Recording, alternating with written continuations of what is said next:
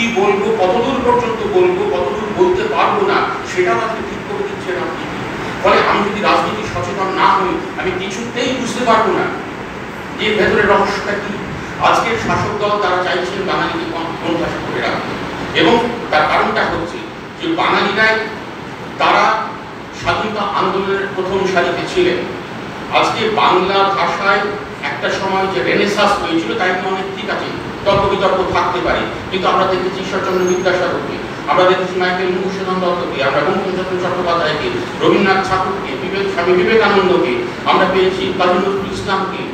অর্থাৎ এই যে চিন্তা এবং বুদ্ধি চর্চার মধ্যে দিয়ে বাঙালি এবং বাংলা ভাষা সারা পৃথিবীতে যে জায়গাটি দখল করে নিয়েছিল, এবং সব সময় যেটা হয়েছে, বাঙালি চিরকালই উগ্র জাতীয়তাবাদের বিরুদ্ধে কথা বলে গেছে।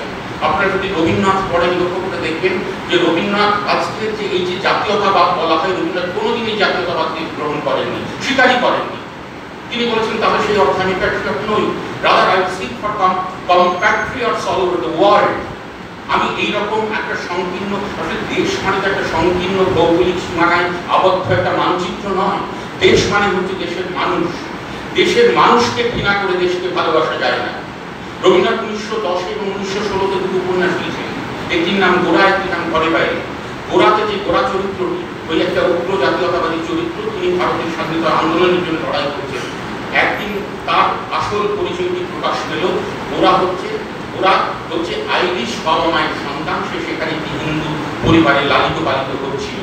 যেদিন তার এই পরিচয়টি সামনে এসে গেল, সেদিন ওরা বলছে যে কোন ধর্মের সঙ্গে আমার কোনো বিরোধ নেই, সবার যে জাত আমারও সেই জাত, সকলের অন্ন আমার অন্ন। রবীন্দ্রনাথের কথা বলছেন 1910 সালে।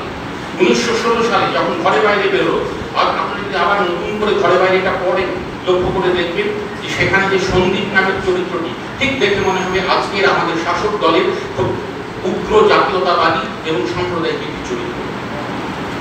সন্দীপ যখন জাতীয়তাবাদের নামে নিজের স্বার্থে একটা ইমেজ, একটা ভাবমূর্তি তৈরি করতে চাইছে, যখন সেটা সফল হচ্ছে না, তখন এই গরিব মানুষদের মধ্যে সে সাম্প্রদায়িক দাঙ্গাবাজি। আজকে সংসার রাজনীতি তাই করে, আজকে রাজনীতি তাই করছে, যে যখন তারা কোনো বিষয়ে সফল হচ্ছে না, তখন তারা সাম্প্রদায়িক দাঙ্গাবাজি দেয়।